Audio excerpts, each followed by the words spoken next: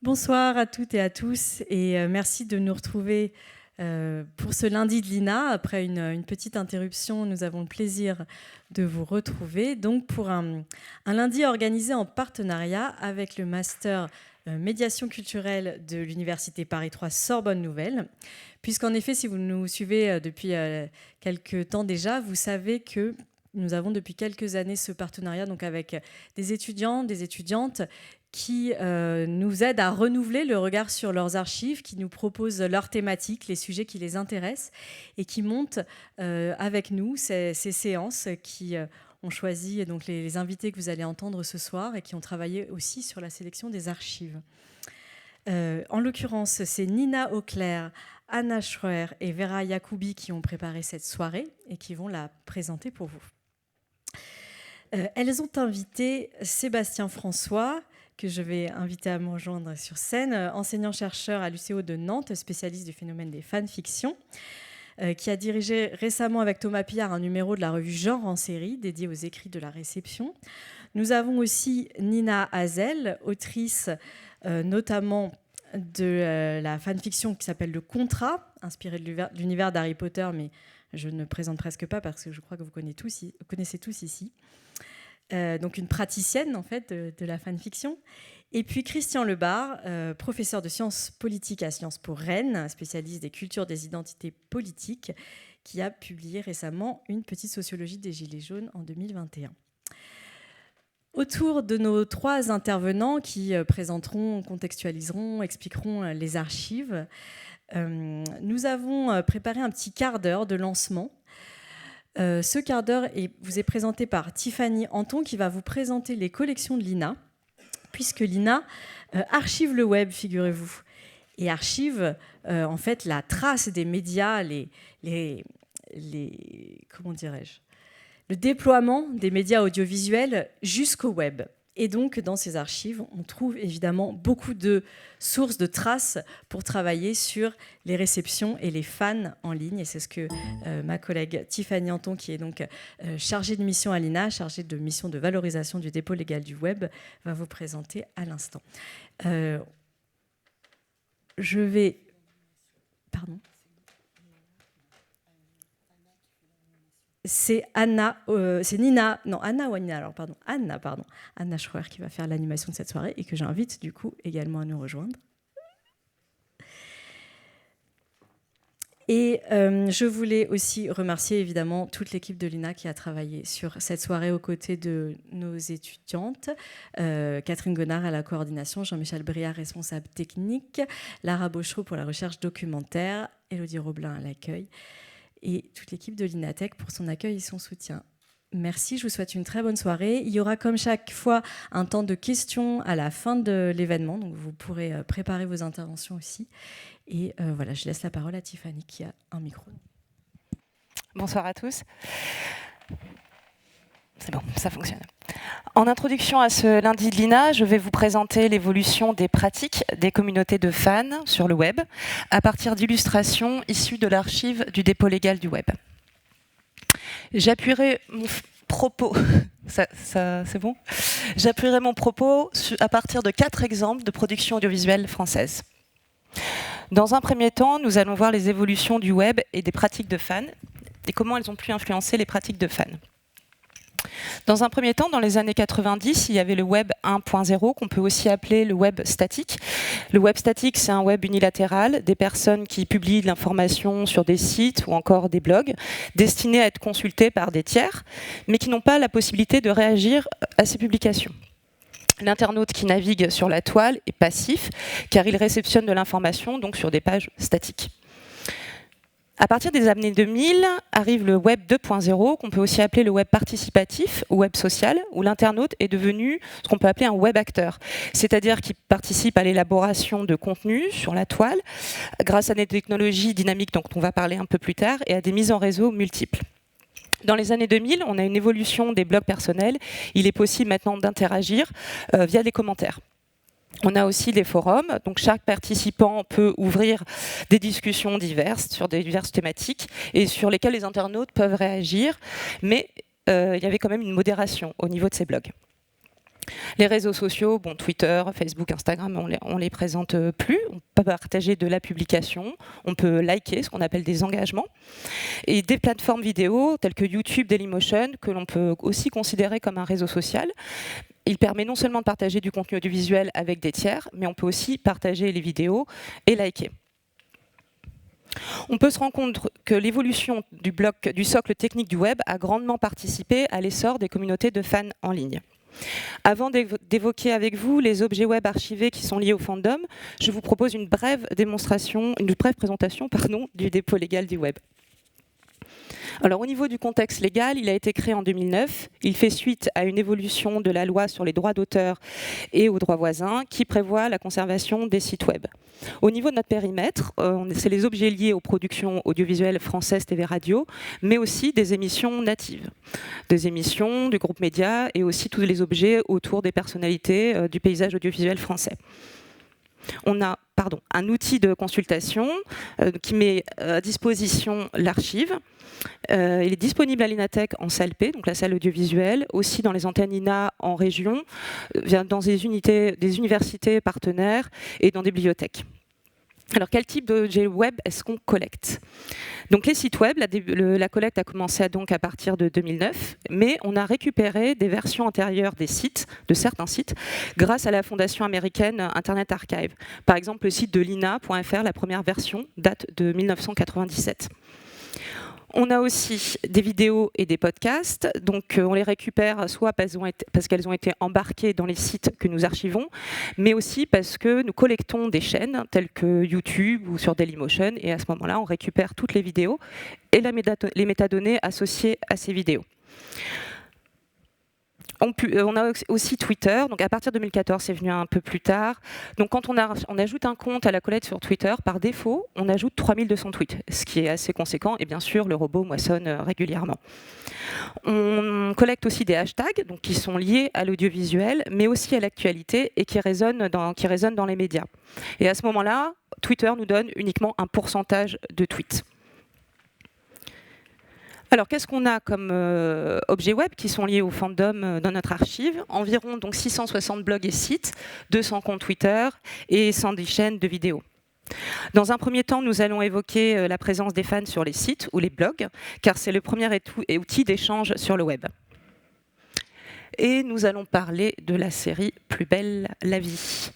La série ayant été diffusée en 2004, les objets web archivés les plus anciens consacrés à la série sont des blogs et des sites de fans.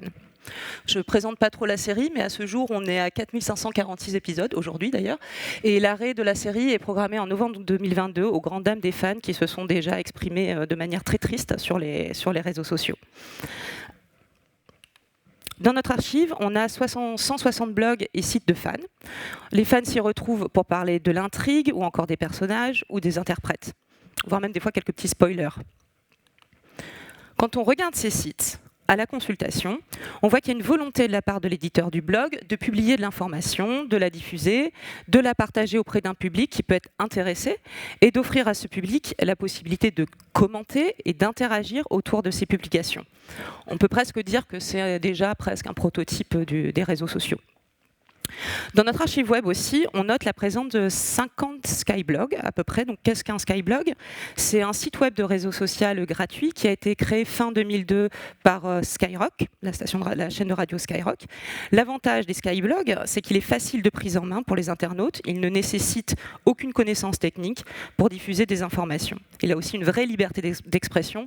Le slogan des skyblogs, qui est maintenant devenu skyrock.com, c'est « Ici, t'es libre ». Alors, je vous propose une petite illustration de notre archive.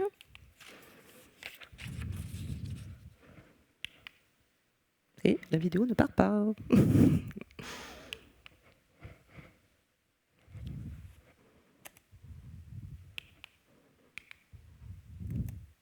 Bon, la vidéo ne part pas.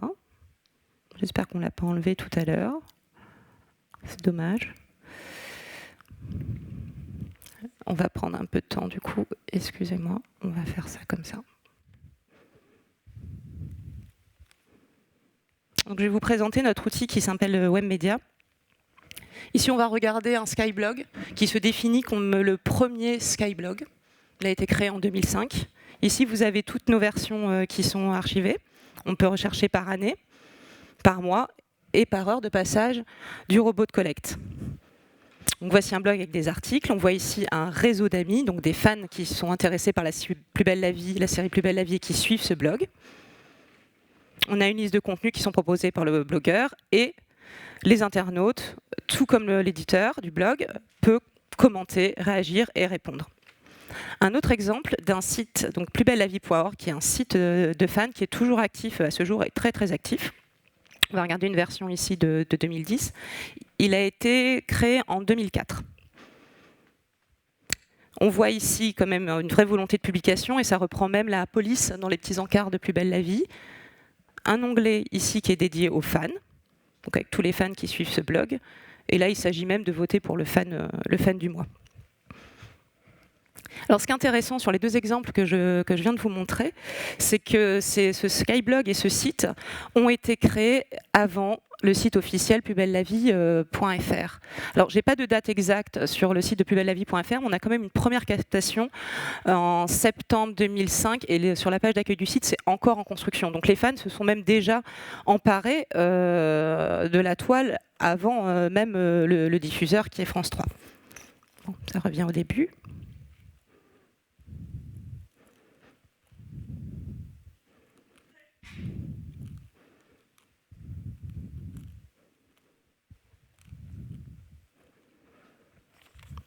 Du coup, j'ai pris un petit peu d'avance sur cette slide.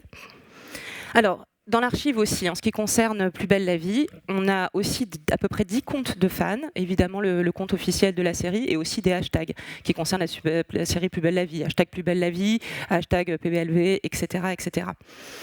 Alors, les réseaux sociaux sont un nouveau mode d'expression des fans, et la visibilité de leurs pratiques sont donc un nouveau paramètre à prendre en compte. Les barrières qui séparaient le monde du téléspectateur et celui de la télévision sont tombées. Si les producteurs, vous le savez sûrement, et certains réalisateurs veillent déjà sur les opinions ou même les activités des fans, les diffuseurs, eux, quant à eux, créent des interactions avec ces fans. Et je vais vous parler de la série Scam France. Alors, Scam France, c'est une adaptation de la série norvégienne Scam. C'est un teen drama, donc destiné à un public d'adolescents. Elle a une particularité, c'est que c'est la première série transmédia native de France Télévisions. Elle est toujours active, il y a 10 saisons à ce jour. Alors, la particularité, c'est qu'elle a été diffusée sur le web avant d'être diffusée à l'antenne. Les premières diffusions étaient sur France TV Slash, par petites séquences. Donc, chaque jour, une petite séquence, et à la fin de la semaine, ça forme un épisode complet. Les séquences donc, qui ont été diffusées sur France TV Slash sont aussi diffusées sur YouTube, exactement à l'heure où l'action se déroule. Des comptes Instagram sont consacrés aux personnages et sont alimentés quotidiennement en temps réel. Donc tout ce dispositif a été mis en place par France Télévisions. Un bilan d'audience qui est disponible sur le site de France TV Pro, qui date de janvier 2019, donc sur la première et deuxième saison qui ont été diffusées en 2018. Je ne vais pas donner les chiffres, mais vous voyez que sur ces trois plateformes, on a quand même beaucoup de vues et énormément d'interactions de la part du public et potentiellement de fans. Voilà ce qu'on a dans notre archive. Donc, on a archivé le compte France TV Slash, qui implique qu'on ait non seulement des tweets qui ont été envoyés par France TV Slash, ou bien des tweets dans lesquels ce compte a été mentionné. On a aussi 8 comptes de fans. Vous avez les chiffres ici, de tweets envoyés et mentionnés. Et ainsi, il y a aussi le hashtag Scam France, donc le nom tout simplement de la série, et Scam Family, dont je vais vous parler tout de suite. On peut considérer, je mets des guillemets, que Scam France, c'est un programme social. Le diffuseur construit et entretient des interactions avec les fans de la série. Voici 2 exemples de tweets de l'archive, donc envoyés par le compte de France TV Slash. Il y a le hashtag Scam Family. Le hashtag Scam Family, il est uniquement dédié à la communauté de fans. On voit aussi les petits cœurs, donc avec une notion presque d'intimité. Et on remercie beaucoup les fans d'être présents, donc une notion de bienveillance qui est là. L'utilisation du web par le diffuseur participe aussi grandement à l'engagement des communautés de fans. Vous voyez ici 2 tweets. Donc, la production choisit ses fans, donc organise des fêtes à la fin des saisons et des projections privées.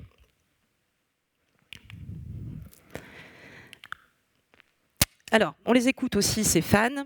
l'interaction avec les fans de la série originale norvégienne, donc je donne un exemple parce que je l'ai lu sur le web, a permis aux auteurs de développer certains désirs du public et même de modifier le scénario.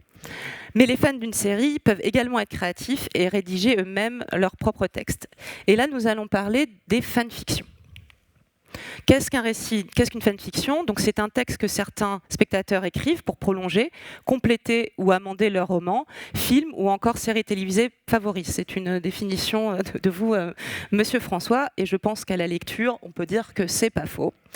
Et pour ceux qui n'ont pas la référence, il s'agit du personnage de Perceval, issu de la série Kaamelott, qui a été créée par Simon Astier. Donc, nous allons donc parler de la série Kaamelott et quand Kaamelott inspire les fans. Donc un bref rappel en haut, donc diffusé pendant 4 ans sur M6, 6 saisons qui sont aussi appelées livres, 458 épisodes. Et je vous mets ici un exemple de site que nous archivons. Il y en a 2 qui sont consacrés aux fanfictions, donc fanfiction.fr et aussi fanfiction.net. Donc qu'est-ce que c'est que ces sites ?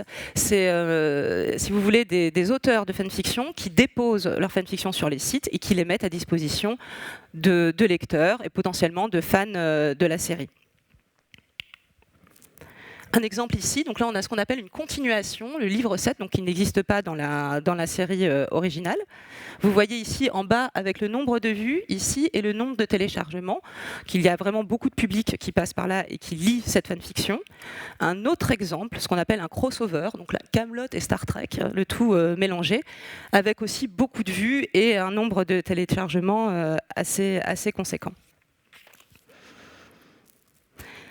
Alors les fanfictions peuvent également passer de l'écrit à la caméra avec ce qu'on appelle les fan-séries. Alors qu'est-ce que c'est une fan-série ? C'est tout d'abord une web-série qui rend hommage à la série originale. C'est une nouvelle forme d'expression créative avec une vraie volonté de qualité professionnelle qui est facilitée grâce à 2 facteurs. Premièrement, les plateformes vidéo, YouTube, Dailymotion, sur lesquelles nous pouvons tous aller, créer une chaîne, etc. Et aussi au développement du financement participatif.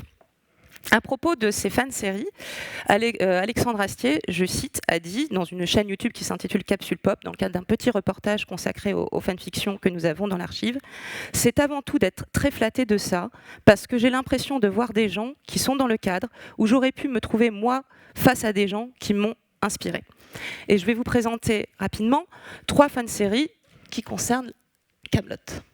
La première, c'est les Jouvenceaux. Donc réalisé en 2008-2009, juste avant la fin de la saison, de la 6e saison, pardon. Donc diffusé sur Dailymotion et sur YouTube. Dès le générique, il est indiqué d'après la série de génie forgée par Alexandre Astier. On est là donc dans un véritable hommage. Elle reprend les personnages initiaux, elle situe l'action entre le livre 2 et numéro 3 de la série originale et reprend la musique thématique de Kaamelott.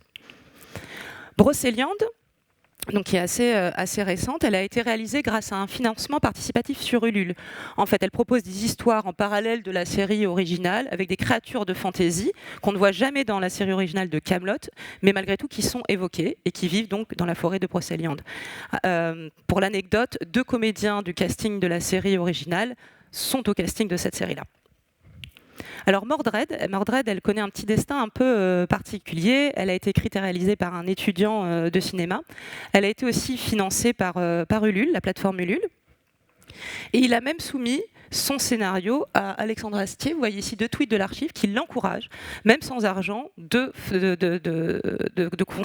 réaliser sa web-série. Et c'est un vrai succès, tout d'abord sur YouTube, sur la chaîne Patmol. Et c'est tellement un succès qu'elle va être même diffusée sur la plateforme de vidéo WattTV.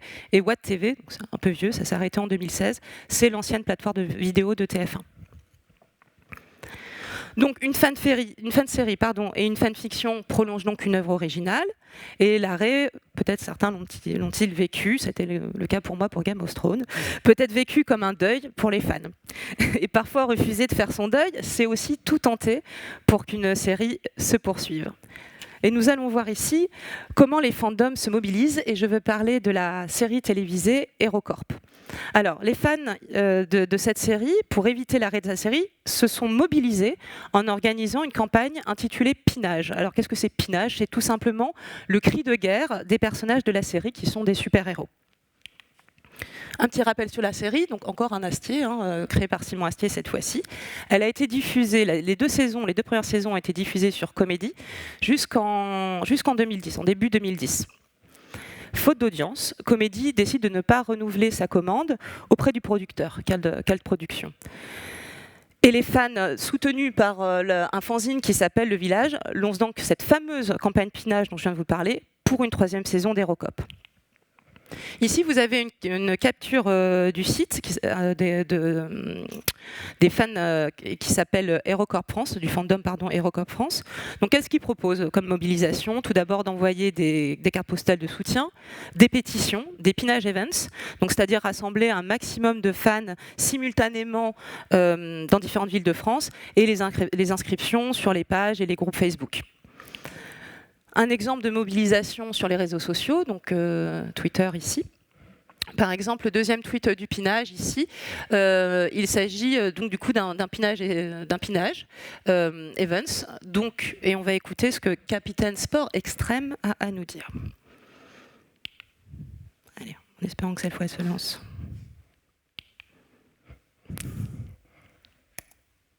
Décidément, on a tout testé tout à l'heure. Et ben, je la fais à partir du bureau.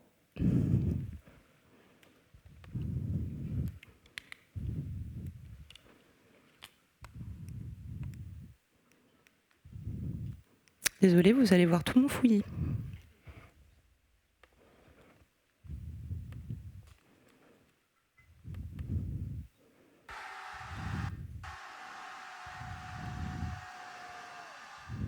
Faites monter le son, s'il vous plaît. C'est Captain Sport Extrême. Ceci est un message à tous les Rémois et toutes les Rémoises, parce que le 21 septembre à 19h, c'est le Pinage Event pour une saison 3 d'Hérocop.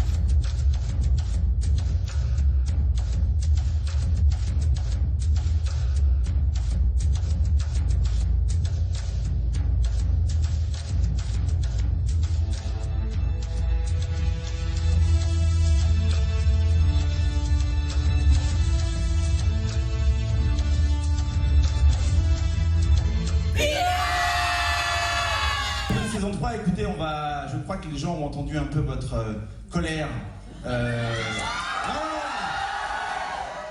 Non. Et donc, évidemment, pour qu'une série fonctionne, il faut que les gens la regardent à la télé. Et c'est ce qu'on va vous demander de faire quand on va repasser à la télé. A priori, au mois de juin et au mois de septembre. S'il y a de l'audience, il y aura peut-être de l'espoir. Mais comme vous l'avez tous acheté, piraté, Les deux, et c'est classe. Voilà, il faut la regarder. Donc tous ceux qui ont Comédie, France 4, voilà, il faut bombarder les gens, les menacer pour qu'ils regardent. Et c'est très long et je m'en excuse, mais merci vraiment à tous. Cette année, il y a un nouveau facteur qui est rentré en compte pour les gens qui décident, c'est que les fans sont tellement actifs et ont tellement pas lâché l'affaire que du coup arrive l'hypothèse de on serait la première série française à être relancée grâce à ses fans. Et ça, ça pèse dans la balance maintenant. Donc c'est tous ces gens-là qui ont pris leur petite caméra et qui sont allés se filmer dans leur ville à crier Pinage. En fait, c'est juste devenu un truc qui pèse vraiment dans la balance, quoi. Donc c'est fou et c'est grâce à eux que moi je lâche pas l'affaire, parce que des fois ça rend vraiment trop triste en fait de se dire c'est pas normal. On nous en parle tout le temps. On connaît certains chiffres de piratage qui sont en millions de vues. Ça a sa place, en fait, je pense, très honnêtement. Et enfin, au même titre que les anges de la télé-réalité, par exemple. Tu vois ce que je veux dire dans le paysage audiovisuel français. Donc voilà, c'est qu'ils en soient conscients, les fans, leur action pèse. Alors la mobilisation des fans a payé. La série a été relancée par France 4 à partir de 2013 et depuis il y a eu 5 saisons. La série n'est plus diffusée depuis. Et pour la petite anecdote, pour la 5e saison, Simon Astier voulait terminer cette saison avec un gros bouquet final et avait besoin de financement. Donc lui aussi a utilisé la plateforme Ulule. Il avait un objectif de 60 000 € et les fans vraiment ont été très très présents puisqu'ils ont eu 200 000 € au final. Je reviens sur ma présentation. Pardon.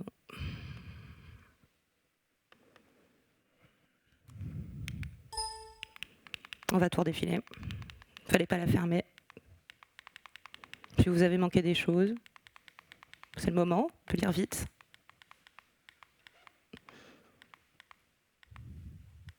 Voilà le tweet de France 4. Hein. Il y a même le hashtag Pinage ici, lorsqu'ils ont relancé la série inédite pour la 3e saison. En conclusion, on peut dire que les communautés de fans ont su s'emparer du web pour diffuser de l'information, la partager, y réagir, mais aussi pour influencer les stratégies des diffuseurs et des producteurs. Alors, je n'ai pas parlé, vous l'avez vu, des plateformes telles que Facebook, Instagram, TikTok ou Twitch, tout simplement parce qu'on ne les archive pas, parce qu'on ne sait pas encore les archiver, soit parce qu'il y a des contraintes techniques, soit parce que nous avons des contraintes juridiques. C'est le cas d'ailleurs de Facebook. Si un jour elles sont archivées, comme nous l'avons fait là, on pourra étudier comment les communautés de fans s'en sont aussi emparés, de quelle manière et avec quelle pratique.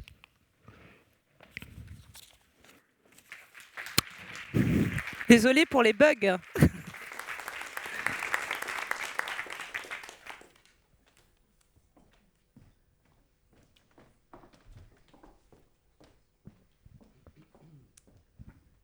Alors, parfait. Bonsoir. Du coup, merci à tous et à toutes d'être venus assister à la rencontre Où sont les fans de ce lundi 30 mai 2022. Donc, nous vous proposons aujourd'hui une soirée dédiée aux fans, vous l'imaginez bien.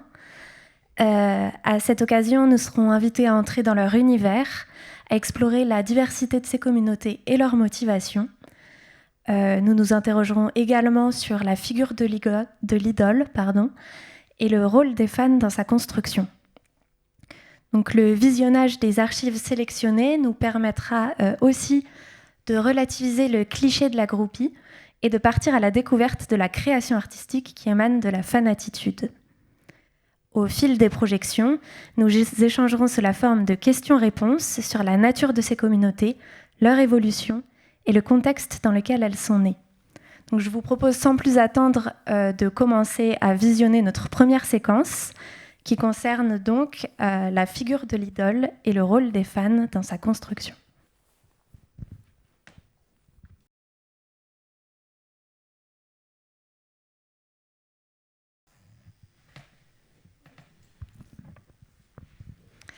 Alors, après visionnage des archives, on remarque qu'un certain nombre de fans interrogés s'autodéfinissent comme tels. Et du coup, la question qu'on pourrait se poser, c'est qu'est-ce que cette catégorisation ou autocatégorisation révèle de ce terme et de son emploi ? Alors peut-être, Christian, comme vous êtes à côté de moi, vous serez ma première victime. Je ne sais pas si vous souhaitez... Oui, volontiers. Bonsoir à tous. Donc moi, je vais partir de mon expérience de chercheur sur deux cultures fans, celle des Beatles. Donc j'avais travaillé là-dessus à la fin des années 90 et plus secondairement sur Johnny plus récemment. Ce qui est très frappant, et en particulier sur les archives les plus anciennes, c'est la très transparente stigmatisation de la figure des fans, qu'on ne trouve pas forcément dans le mot fan anglo-saxon, mais qu'on trouve très fortement en français, parce que derrière, il y a fanatique. Et il y a une curiosité des médias depuis très longtemps pour les fans, mais qui est une curiosité que je trouve très, très suspecte. On n'est pas très loin, je vais prononcer un mot trop fort, mais pour me faire comprendre, puisqu'on n'a pas beaucoup de temps, on n'est pas très loin de la monstruosité sociale. En tout cas, on est du côté de la déviance. On est sur des gens qui encore une fois dans les années 60, avant Internet, etc., qui se définissent par une disposition à imiter, à se projeter. Donc c'est la culture adolescente qui inquiète à l'époque, on est dans les 30 Glorieuses, et ce qui est très frappant, c'est à quel point on déroge à, pour dire les choses un peu brutalement, l'idéologie fondatrice de nos sociétés contemporaines, qui est la singularité individuelle. Chacun d'entre nous doit être singulier, doit être autonome, doit être lui-même. Et le fan, c'est quelqu'un qui se définit en s'adossant à quelqu'un d'autre. Et ça fait très très peur. Ça fait très très peur, et c'est renvoyé avec beaucoup de mépris au groupe dominé de l'époque, qui sont les adolescents d'un côté, et bien sûr les femmes de l'autre, parce qu'il y a les femmes, il y a une dimension de domination masculine souvent très forte, et on l'a bien vu dans certains des reportages. Donc on est à l'époque où je dirais les fans inquiètent.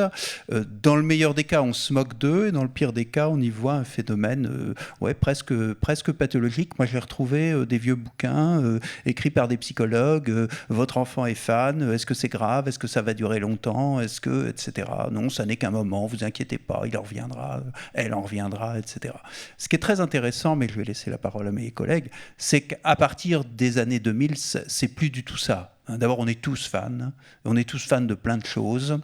Et puis l'attitude fan, elle a quitté le registre de la culture populaire pour devenir une des composantes de l'identité dans les sociétés modernes. On peut être fan de Pierre Bourdieu ou de n'importe... Voilà, même les dominants culturels sont devenus fans. Donc je pense que les choses se jouent plus du tout de la même façon. Et puis les fans sont plus passifs, ils sont eux-mêmes créateurs. Mais là, je vais laisser mes collègues en dire un mot. Bon, je vais continuer. Effectivement, Christian, tu soulignes bien cette extension des différents domaines pour lesquels on peut être fan. Mais ce qu'on voit déjà dans les extraits, c'est que même chez les fans eux-mêmes, il y a des questions sur comment s'auto-définir. Est-ce que je suis fan? Qui est fan? Et ce questionnement, en fait, il perdure quand même. Et voilà, quand on est chercheur ou chercheuse sur ce domaine, il faut vraiment le voir comme un spectre où le début de la passion, voilà, ça peut être des petites choses, simplement en étant actif avec des pairs, en discutant, jusqu'à toutes les activités donc de mise en commun et ensuite de création. Mais ça leur pose vraiment un problème de savoir qui est le fan, et le fan, c'est un petit peu toujours l'autre. Dans tous les travaux qu'on a sur les fan studies, celui qui est vraiment fan, il y a toujours quelqu'un qui fait plus, qui collectionne plus, qui s'investit plus, qui passe toute sa vie à. Et donc ça, c'est vraiment un questionnement fondamental au sein des communautés qui se cherchent, qui réfléchissent à comment s'appeler. Et donc ça aussi, c'est un aspect qu'on peut étudier sur les communautés de fans, c'est comment est-ce qu'elles s'appellent, quels sont les termes pour désigner la communauté. Un exemple classique, c'est autour de Star Trek. Il y a les Trekkers, les Trekkies, avec des aspects plus péjoratifs, d'après ce que j'en comprends, n'étant pas un spécialiste de ces fandoms-là, mais du côté des Trekkies, où là, ce serait l'investissement le plus extrême. Et donc, on a toute cette réflexion sur comment s'appeler, qu'est-ce que ça peut donner comme image à l'extérieur, et ça, on le retrouve en fait jusqu'à des exemples plus récents, comme les fans de K-pop aujourd'hui, avec ce groupe dominant du côté de la K-pop qui est BTS, et donc les fans, c'est la BTS Army, l'armée BTS qui est capable de se mobiliser pour tout un tas de causes. Donc effectivement, cette question de la dénomination, elle est centrale chez les fans eux-mêmes aussi. Je ne sais pas trop ce que je pourrais rajouter, mais moi, ce que j'ai relevé, c'est que tout dépend en fait de la position en fait de la personne qui parle. C'est-à-dire que si on parle de catégorisation, ça sous-entend en fait un regard extérieur. En fait, donc c'est une personne extérieure qui pose son regard sur le fan et enfin sur une personne et qui décide en fonction de ses propres critères que ok, on est face à un fan. Et souvent en fait, ces critères-là sont extrêmement péjoratifs. Donc, enfin extrêmement, ils sont juste péjoratif, et donc on est face en fait au jugement de l'autre, mais lorsqu'on est dans l'autocatégorisation en fait c'est beaucoup plus enfin ça part de l'introspection en fait tout simplement. Je trouve qu'on enlève un peu on considère le fan comme quelqu'un d'écervelé, enfin moi aussi je vais utiliser des grands termes, mais ce sont les personnes les plus réfléchies en fait qui soient, parce qu'elles réfléchissent sur leurs sentiments, elles réfléchissent sur elles analysent en fait, un peu ce qui se passe à l'intérieur d'elles-mêmes, et elles en déduisent en fait que ok, je suis fan en fait, étant donné que j'ai ces réactions-là, étant donné que j'éprouve ces sentiments-là, ces émotions-là, force est de constater que je suis fan de cette série ou je suis fan de cet artiste, etc., etc. Donc voilà, je sais plus ce que j'avais noté d'autre, mais voilà, ce que je voulais vraiment souligner, c'est que on sous-estime tout simplement la capacité de réflexion d'un fan. On le rend plus bête qu'il ne l'est, alors qu'il est finalement c'est finalement la personne la plus sensée et la plus qui aura le jugement le plus juste en fait sur elle-même. Donc c'est ce que j'aurais apporté à cette question. Merci. Et ça nous amène d'ailleurs à notre deuxième question, qui concerne la manière dont les médias s'emparent de la question des fans, parce qu'ils semblent insister effectivement, comme vous l'avez dit, sur l'aspect hystérique de certaines fans, c'est un lapsus plutôt révélateur. Et justement, ils l'associent particulièrement au genre féminin. Et voilà, et je me demandais, moi, si dans vos travaux, ou toi, dans ton expérience, Laetitia, vous avez pu observer cette différenciation et comment elle s'explique, peut-être, selon vous. La question du genre, quand on se penche sur les fan studies, elle est centrale, en fait, parce qu'on voit, là encore, se développer au sein même des communautés des phénomènes de différenciation, voire de domination, qui vont se concrétiser dans les pratiques des différentes fans, des différents fans, des spécialisations.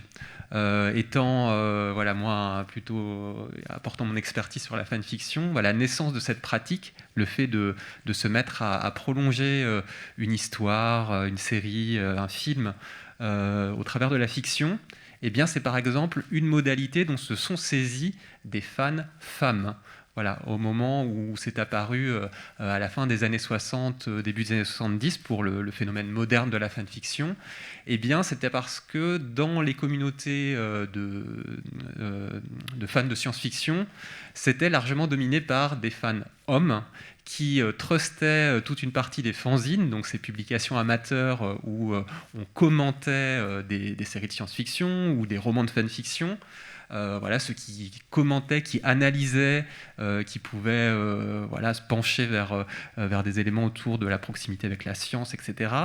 Mais il y avait peu de travail de création fictionnelle. Et donc il y a eu un espace dont se sont saisies des femmes, des autrices, pour créer ce genre de la fanfiction, pour créer un petit peu leur domaine, et c'est pour ça, encore aujourd'hui, qu'on a une forte présence d'écrivaines, d'autrices dans cette pratique-là. Donc typiquement, un exemple où le genre reste une question centrale d'opposition éventuelle entre les groupes de fans.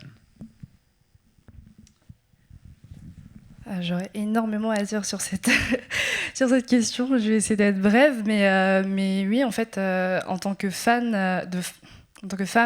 dans un univers de fans, on ne peut jamais gagner, en fait. Je vais prendre l'exemple de la fanfiction que je connais bien, qui est... la phrase qui revient souvent, c'est que nous sommes des gamines de 13 ans qui sont hormonales. Quand il s'agit d'être fan de boys band ou juste d'être fan d'un... typiquement, souvent d'un artiste masculin, on devient des gamines de 13 ans qui sont hystériques. Donc, en fait, on ne peut pas être passionné en paix, tout simplement. Et c'est une chose qui est beaucoup plus, qui est beaucoup plus criante lorsqu'on fait état, en fait, du double standard qu'il y a lorsque les hommes sont fans de quelque chose ou de quelqu'un, et lorsque les femmes sont fans de quelque chose ou de quelqu'un. Je vais prendre, par exemple, en 2021, typiquement, le rappeur Travis Scott est venu, en fait, sur Paris. Et ça a créé une émeute dans la rue. Les gens ont commencé à le suivre, à le bousculer. C'était l'apocalypse. Mais on n'a pas vu d'hystérie. En fait, on a vu ça comme quelque chose de normal parce que Travis Scott vient sur Paris. Par contre, on va voir des concerts de K-pop, par exemple, comme un peu le rassemblement des hystériques. On va avoir les caméras de quotidien qui vont interroger des fans. Et puis, ce sera jamais une interview qui sera objective, aussi objective que ça, journalisme, mais ça, c'est encore un autre débat. Mais ce sera jamais quelque chose de... On n'ira pas... juste de tendre le micro à la personne et juste lui donner un espace pour exprimer sans jugement ses émotions. Il y aura toujours un petit undertone d'ironie ou de condescendance. Et l'exemple le plus évident pour moi, c'est le foot. Il se passe toutes sortes de choses pendant un match de foot entre les supporters. Enfin, il peut y avoir des escalades de violence qui sont absolument... il peut y avoir des morts. Enfin, je sais qu'il y avait un match PSG... OM qui avait résulté en quelques morts. Je ne saurais pas vous dire la date, par contre, je sais qu'on est dans un événement d'archives, donc c'est pas très sérieux de ma part, mais je m'en souviens. Et quand on va encore mettre en parallèle la K-pop, parce que c'est aussi mon champ d'expertise, entre guillemets, il n'y aura pas de mort tout simplement dans un concert de K-pop. Certes, on va venir stigmatiser les fans et voilà, leur donner leur donner une image qui est une image de folle, mais il y aura des comportements très raisonnés, et puis à la fin du concert, le concert est terminé et puis tout le monde rentre chez soi. Donc pour moi, si je devais analyser un peu les choses, c'est clairement de la misogynie, c'est du mépris envers les femmes et envers tout ce qui se rapproche, tout ce qui se rattache à elles, tout simplement. Et c'est quelque chose qu'on voit en fait... qu'on constate lorsqu'on se rend compte que c'est pas l'objet dont elles sont fans qui pose problème, c'est vraiment le fait que ce soit des femmes qui soient dans des espaces de fans qui pose problème en fait. Et par exemple, je vais prendre l'exemple des animés. Ces derniers temps, ça a toujours été le cas, mais je sais pas, ces derniers temps, on s'est rendu compte que les femmes regardent les animés, et quand je vois par exemple les réactions sur Twitter, soit on va décrédibiliser les femmes et dire ah mais non, toi t'es fan des animés parce que tu veux plaire, tu veux donner un genre par rapport aux hommes. Donc encore une fois, une femme ne pourra pas être fan de quelque chose juste pour elle-même, il faudra toujours que ce soit en fonction d'eux, et à la fin de ce en fonction d'eux, c'est souvent une fin qui est masculine. Donc on a soit la décrédibilisation d'un côté, soit le fait que ce sera le mot de la fin, soit le fait que décrédibilisation et le fait que ce soit, soit en fait on rejette en fait tout l'univers, soit l'univers est souillé du simple fait que la femme a intégré un peu cet univers. Donc en gros la valeur, en fait la légitimité d'un espace de fans, elle est due au fait qu'il y ait un certain nombre d'hommes qui soient fans de ça en fait. Donc c'est toutes ces choses que j'ai remarquées en étant fan et femme. Un petit mot de la fin, Christian. Oui, donc je suis d'accord sur ce qui est frappant, c'est qu'on est passé d'une stigmatisation très explicite, très violente sur le mode qu'est-ce que notre jeunesse devient. Enfin, je pense à tout ce qui se disait sur les concerts des Beatles, où on filmait en priorité les filles qui criaient, qui hurlaient, avec tout le discours derrière sur la frustration sexuelle, l'hystérie, etc. Et comment est-ce qu'aujourd'hui on est passé à des formes beaucoup plus soft et d'une certaine façon plus perverse de stigmatisation sur le mode, ce que vous disiez, c'est-à-dire la pauvre cruche, quoi, qui est enfermée dans une attitude adolescente, et l'opposition entre production et réception correspond à l'opposition homme-femme. Hein. La production culturelle, c'est les hommes, et la réception comme ça, c'est les femmes. C'est comme très suspect, cette vision. Ça change, mais il en reste quelque chose. Merci. Donc on va enchaîner directement sur la deuxième séquence et le deuxième grand thème de notre rencontre, qui concerne les communautés de fans, et plus particulièrement la manière dont elles se constituent.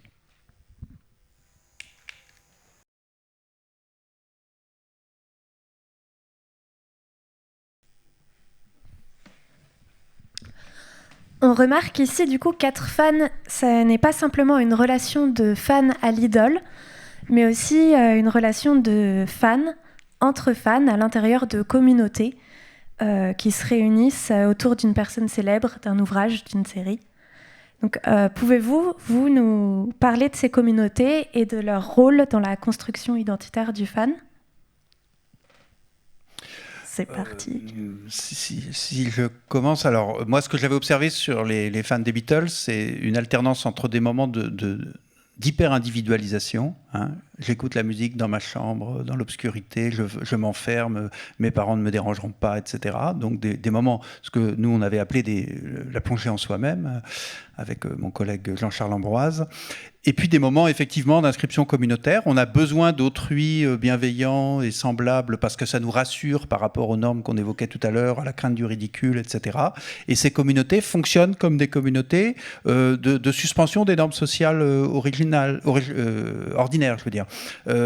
Effectivement, avoir un balai entre les jambes, c'est ridicule dans la vraie société, mais dans le petit monde des fans d'Harry Potter, c'est tout à fait possible.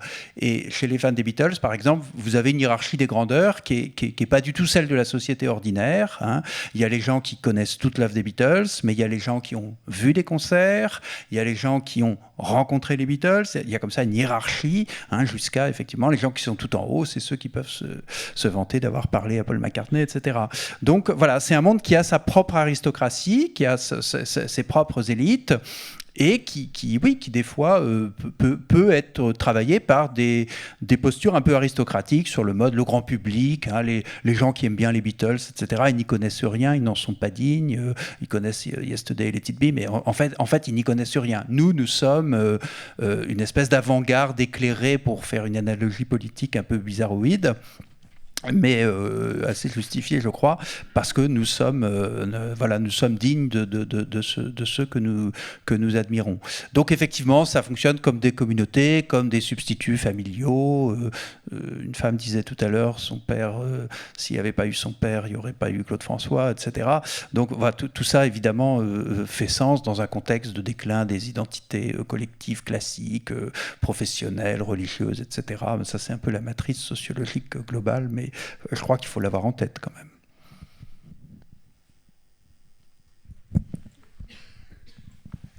Vous n'êtes pas tous obligés de participer à toutes les questions nécessairement.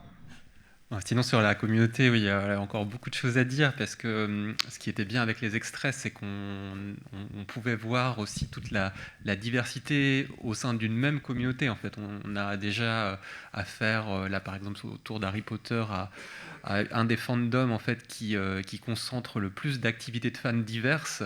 Là, on nous montrait le Quidditch, mais voilà, là on a tout le panel entre des gens qui vont faire du fan art, qui vont dessiner, ceux qui vont faire le cosplay. Là, c'était du cosplay de Star Wars, ceux qui vont écrire des fanfictions, ceux qui vont faire de la fanvide.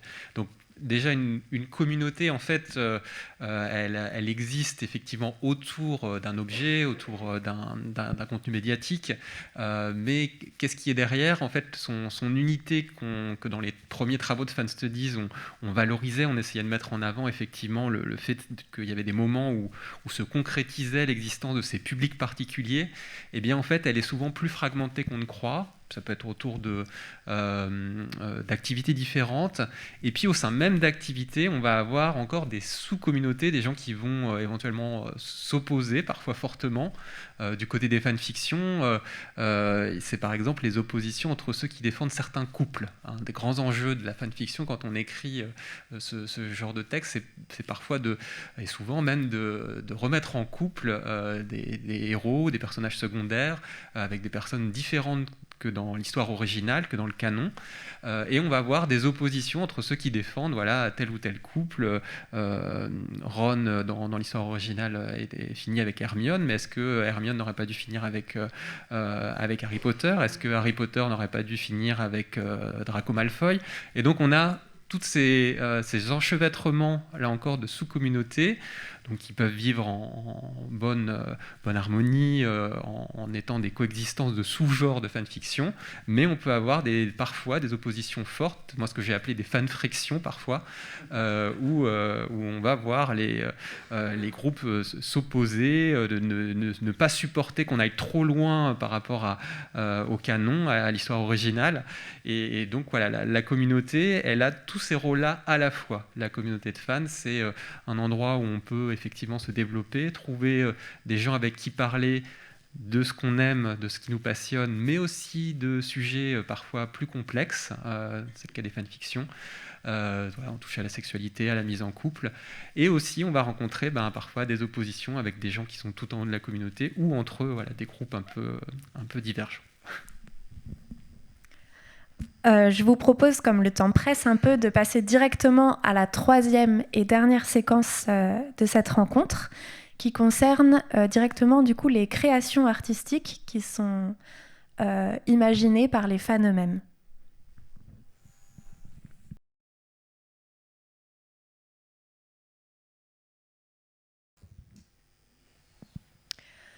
Donc avec ces archives, on se rend bien compte de la place que tiennent les fanfictions et de leur importance.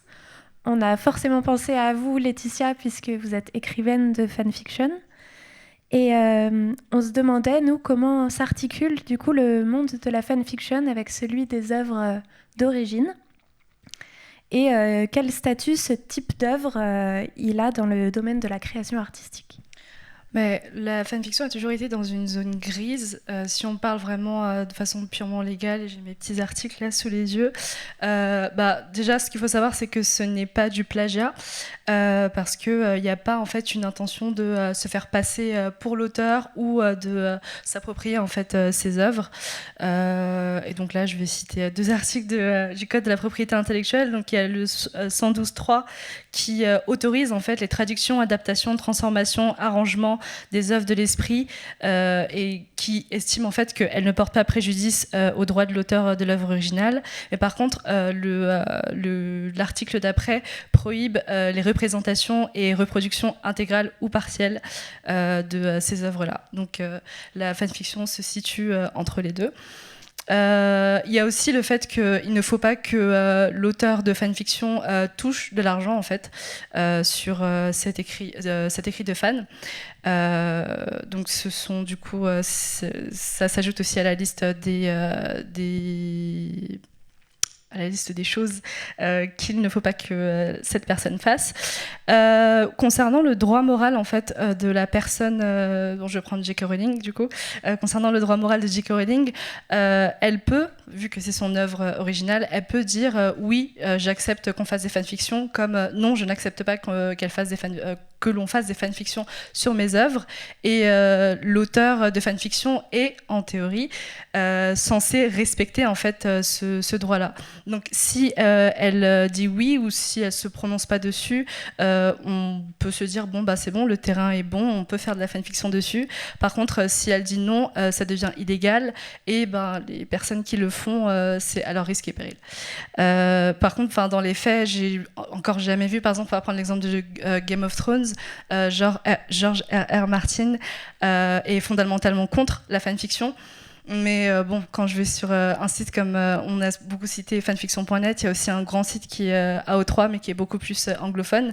Quand on va dessus, les fanfictions Game of Thrones, il y en a des milliers et des milliers et des milliers. Donc dans les faits, c'est un peu comme Michel de Certeau disait, c'est clairement du braconnage. On est sur un terrain qui ne nous appartient pas. Dans le cas de personnes d'auteurs qui sont contre. Si on reprend l'exemple de J.K. Rowling, elle a donné un oui qui est extrêmement conditionnel et qui, par exemple, ne prohibe vraiment des fanfictions qui seraient sur Harry Potter, mais qui aborderaient des thèmes adultes, que ce soit la violence ou les fanfictions à caractère sexuel.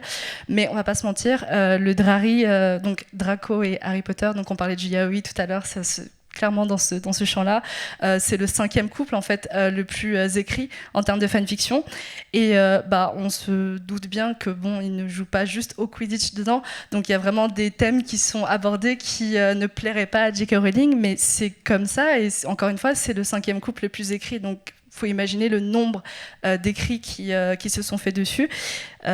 Puis aussi le fait que Draco, la manière dont il a été imaginé comme J.K. Rowling, c'est vraiment c'est censé être une personne mauvaise. Enfin, j'ai l'impression de dire des termes enfantins, mais c'est vraiment ça. C'est vraiment une personne mauvaise, et qui n'a pas le droit à une rédemption. Alors que lorsqu'on l'imagine dans la fanfiction, c'est tout l'inverse. On lui donne vraiment l'espace pour être développé. On lui donne une nuance, etc. Donc encore une fois, on est dans le réarrangement en fait de ce qu'a voulu l'autrice originale. Donc voilà, la fanfiction, c'est vraiment une zone grise, mais légale. Je ne sais pas si j'ai le temps d'aborder le fair use, qui est non. Rapidement, peut-être. Rapidement, bon, je ne sais pas si je pourrais le dire rapidement, mais enfin, en tout cas, c'est le fair use, c'est un peu l'espace de légalité permis par le code de la propriété intellectuelle, mais version US. Et dedans, en fait, la fanfiction est considérée comme de la liberté d'expression, mais sous 4 conditions. Je ne vais pas toutes les faire, mais vraiment celle qui m'intéresse, c'est la 4e, qui, la personne, par exemple, on va prendre George R. Martin, s'il tombe sur une fanfiction, il faudra qu'il prouve lui-même que ça lui porte préjudice. Et moi, ce que je trouve, et là c'est purement mon opinion personnelle, les fanfictions ne portent pas préjudice aux auteurs. Ça leur fait de la publicité presque gratuite, en fait, parce que, et je dis fanfiction, c'est vraiment tous les travaux de fans, en fait. Je vais prendre un exemple tout bête, anecdotique, qui sera le mot de la fin. Sur Twitter, je suis tombée sur un edit de Bridgerton saison 2. Il faut savoir que la saison 1, je ne l'ai pas du tout aimée, j'ai tenu 15 minutes, mais je sais pas, je suis tombée sur cet edit. Il est un edit, c'est un montage vidéo avec des effets comme Final Cut, etc. Et je sais pas, c'était bien monté, ça racontait une histoire. Je me suis dit, ça peut être intéressant de regarder la saison. Finalement, j'ai été fan du couple.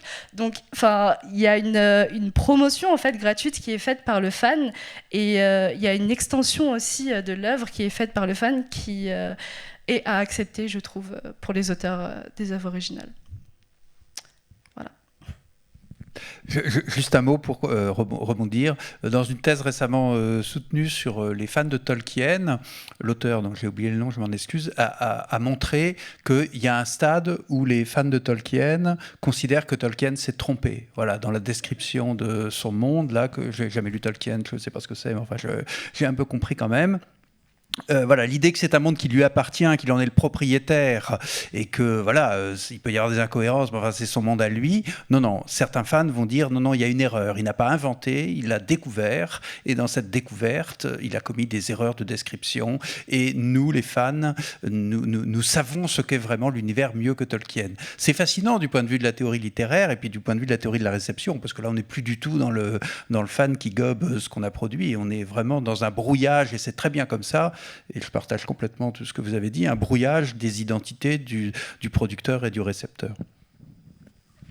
Oui, je vais essayer d'être très court aussi, mais cet enjeu du rapport à l'œuvre originale, quand on regarde les fanfictions dans leur ensemble, en fait, ça va du très très proche à un lien hyper lâche, où on n'a plus du tout parfois l'impression de lire du Harry Potter pour être dans les Potter fictions, où on rentre dans le genre qui s'appelle les univers alternatifs, où elles n'ont plus de pouvoir magique. Je sais pas, Harry et Draco sont 2 stars de rock dans une histoire dont je me souviens, et finalement tout ce qui intéresse l'auteur, c'est de poursuivre cette relation en fait entre les 2 personnages, et où on fait disparaître quasiment l'essence de l'œuvre originale.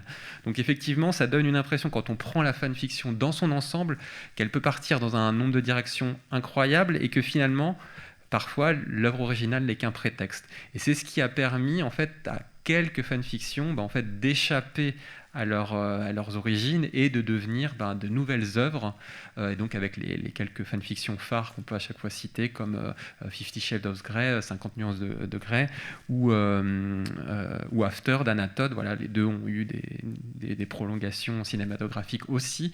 Eh bien, c'était des fanfictions dans des fandoms particuliers, Twilight d'un côté, One Direction de l'autre.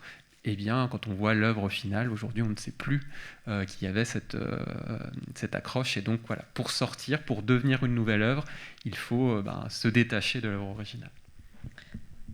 Je ne sais pas si j'ai le temps de juste rebondir rapidement sur ce qui vient d'être dit. Non ? On va dire que oui. Oui, ok. Non, parce que j'écris justement des univers alternatifs, et c'est vrai qu'on me dit souvent que vous avez parlé de prétexte, c'est vraiment un terme qui revient souvent.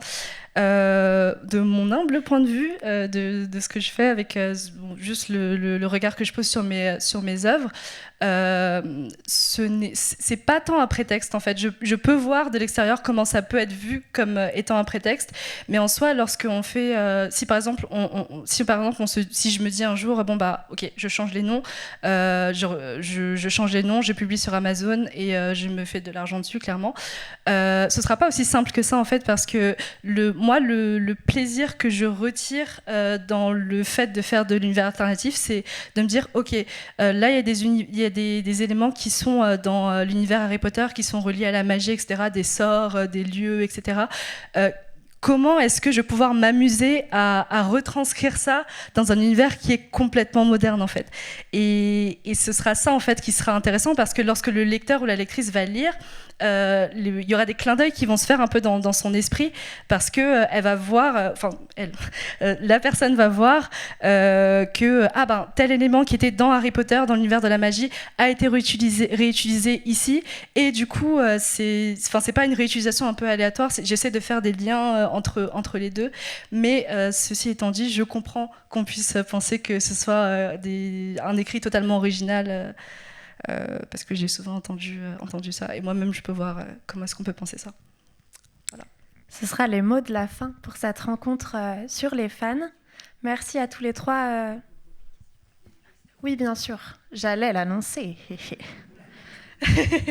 Non, je voulais simplement vous remercier de nous avoir accompagnés dans ce projet, et remercier aussi l'équipe. Oui, bien sûr, mes camarades Vera et Nina qui ont fait au moins autant de travail que moi. Voilà. Il nous reste quelques minutes pour que vous puissiez poser des questions si vous le désirez. C'est le moment.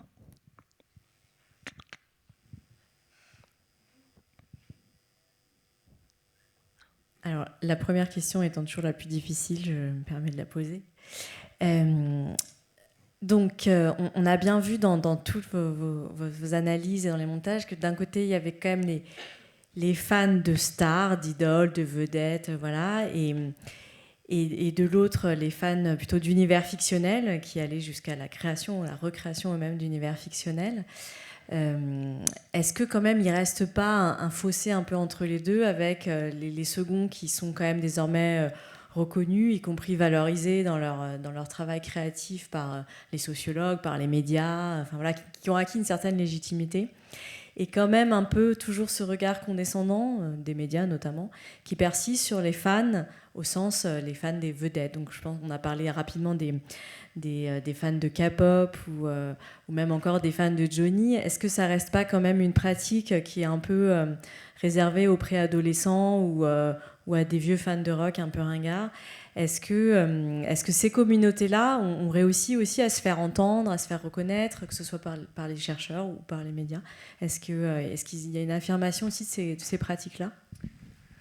Alors de ce que j'en connais, en fait, c'est un écart, un hiatus qui existe aussi dans le domaine de la recherche. C'est-à-dire que les enquêtes sur les fans de sport, par exemple, dialoguent peu avec les travaux sur les fans de médias, les fans de célébrités. Après, en termes d'avancement, effectivement, il y a une antériorité. La naissance des fan studies se fait autour des fans de médias, autour des fans de séries au tournant des années 90, et ça a aidé dans un premier temps, voilà, à revaloriser cette image du fan. Arrive ensuite la révolution du numérique qui fait passer à une autre échelle ces pratiques de fans. Donc ça a sans doute aidé. Normalement, voilà, pour ce qui est d'autres communautés de célébrités, ça a aussi développé leurs activités, mais effectivement, il y a sans doute un écart encore dans la perception, en tout cas dans les représentations médiatiques, qui est pas encore récupéré. Mais voilà, il y a des champs de recherche un peu parallèles qui tentent sans doute de faire ce même mouvement. À côté des fan studies, et parfois avec les fan studies, les celebrity studies se sont développés. Et donc je pense si voilà, les celebrity studies ont le même effet, peut-être qu'on aura déjà un petit rattrapage dans l'image qu'on a de ces fans, puisqu'on a des phénomènes communs, voilà, communautaires, créatifs, qu'on va retrouver aussi chez ces autres fans, mais qu'on connaît moins, et voilà, dans ce qui est des représentations médiatiques, on n'insiste pas encore sur cet aspect-là. Juste une phrase. Je suis intéressé par l'hypothèse selon laquelle être fan d'un individu, c'est en deçà d'être fan d'un univers fictionnel pour toutes les raisons qui ont été dites, avec une nuance quand même. Je me suis présenté tout à l'heure comme chercheur en sciences politiques. En sciences politiques, le populisme est quand même défini de plus en plus comme appréhendé comme un terrain incroyable d'analyse à partir des fan studies, c'est-à-dire qu'est-ce que c'est que le macronisme, qu'est-ce que c'est que le mélenchonisme, etc. Sinon, la transposition dans l'univers politique d'une culture qui, à l'origine, est une culture populaire avec tout le mépris que ça a pu nourrir.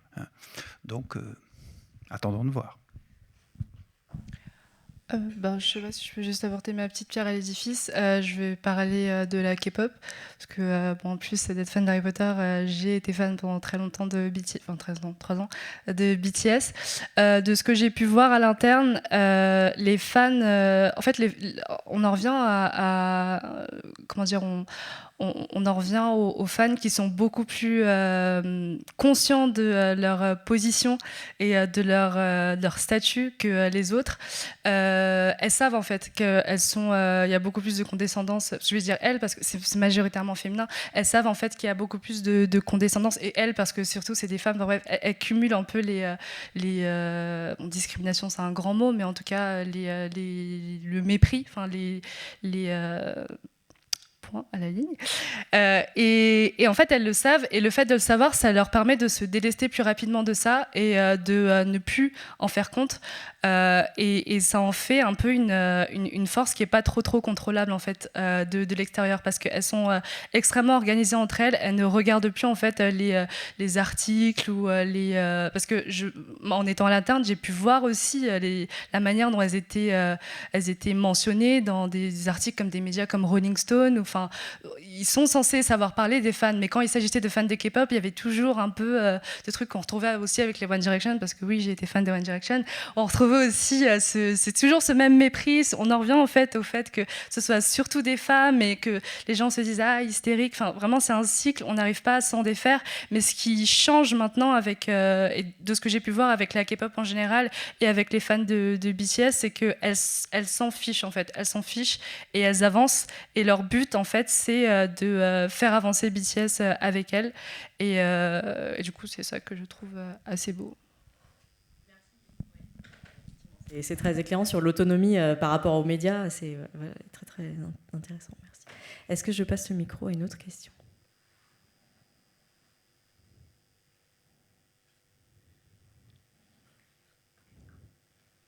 Où sont les fans ?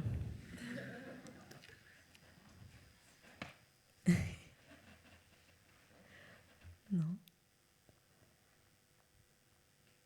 Bon, je ne sais pas. Est-ce que vous aviez d'autres sujets que vous auriez voulu aborder plus longtemps, ou si vous avez des regrets, on a du coup quelques minutes.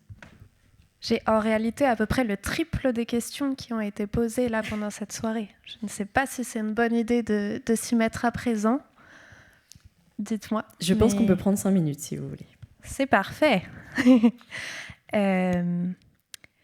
Et ben peut-être encore une question en lien avec le genre et la sexualité. Ça vous va ? Donc, dans les archives qu'on a vues, puisque je me suis beaucoup basée sur les archives forcément qu'on a sélectionnées, on voit que certaines histoires créées via des fanfictions, elles permettent à des femmes de s'exprimer et de trouver ce qu'elles cherchent en l'écrivant elles-mêmes. Et du coup, on se demandait s'il y avait une volonté de remettre en cause certaines normes au travers de ces fanfictions. Je ne vais pas monopoliser la parole, mais bon.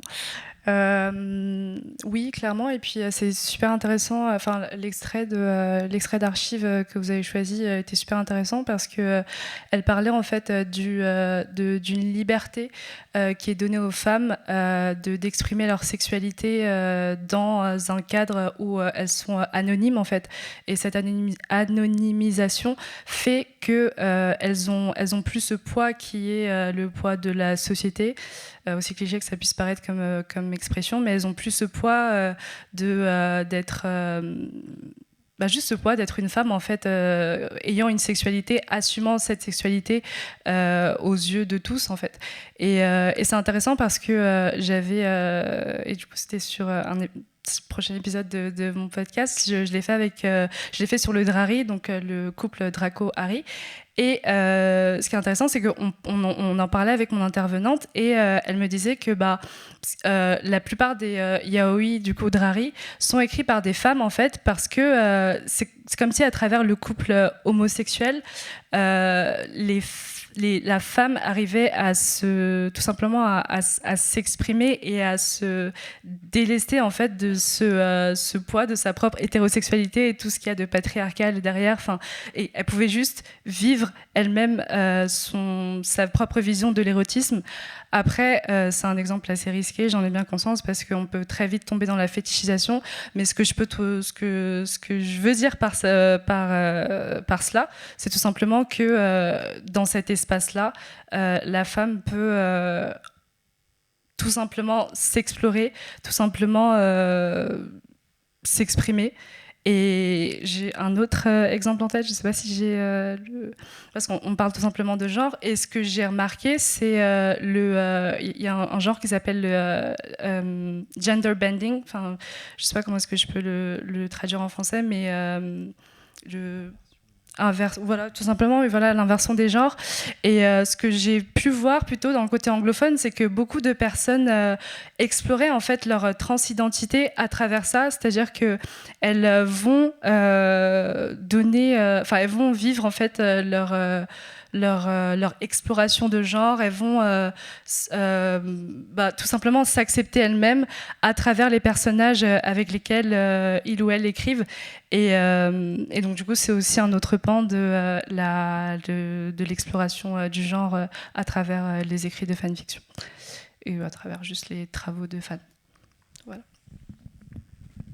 Si je peux rajouter un mot du point de vue de la recherche, voilà, on voit exactement ça quand on étudie la fanfiction comme un phénomène global, voilà, en voyant l'ensemble des textes, avec une partie des continuations qui peuvent être très en pointe sur ces questions de genre, l'incorporation des catégories et des concepts des mouvements féministes, là aussi les plus à la pointe.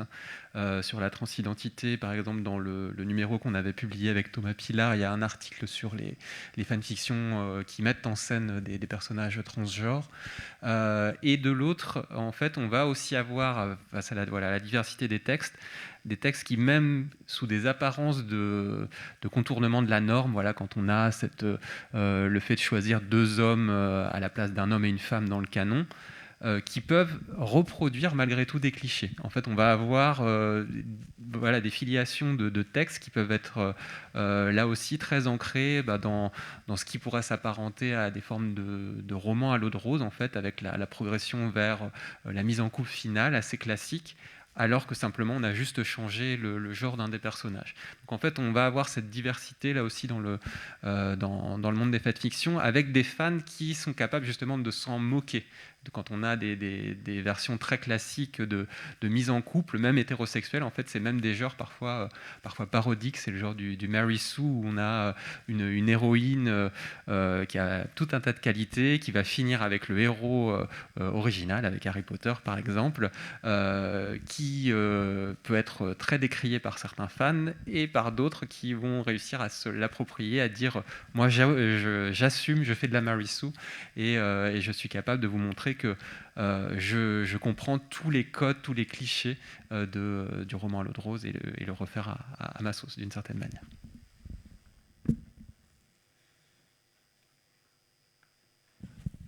Et ça me revient juste en tête, on sait que s'en parlait. Il y a aussi l'aspect de l'éducation sexuelle, en fait, qui est un aspect qui, de ce que j'ai pu voir, a beaucoup changé. Avant, on pouvait lire toutes sortes de choses dans les fanfictions qui, justement, étaient fanfictions explicites. Donc, il y avait... comment dire ça, quand on lit ça, quand on est jeune, on se fait... qu'on n'a pas d'expérience, on se fait une certaine image une certaine idée en fait de ce qu'est la sexualité, qui est à 90% fausse. Et là, de plus en plus, je vois dans les notes d'auteur des des auteurs ou des autrices de fanfiction qui vont prendre le temps de mettre dans les notes prendre le temps de prévenir en fait tout simplement leur jeune lectorat et leur dire ce que vous lisez n'est pas forcément ce qui est dans la réalité, donc prenez tout simplement cet aspect fictif avec des pincettes et faites attention à vous, etc., etc. Donc il y a vraiment une bienveillance et surtout un aspect éducatif qui évolue de plus en plus de ce que j'ai pu voir dans la fanfic. Donc voilà. Merci. Je vais devoir clore la séance et vous remercier tous et toutes pour cette séance très très stimulante et puis ces choix d'archives vraiment très, très intéressants. Merci, c'était passionnant.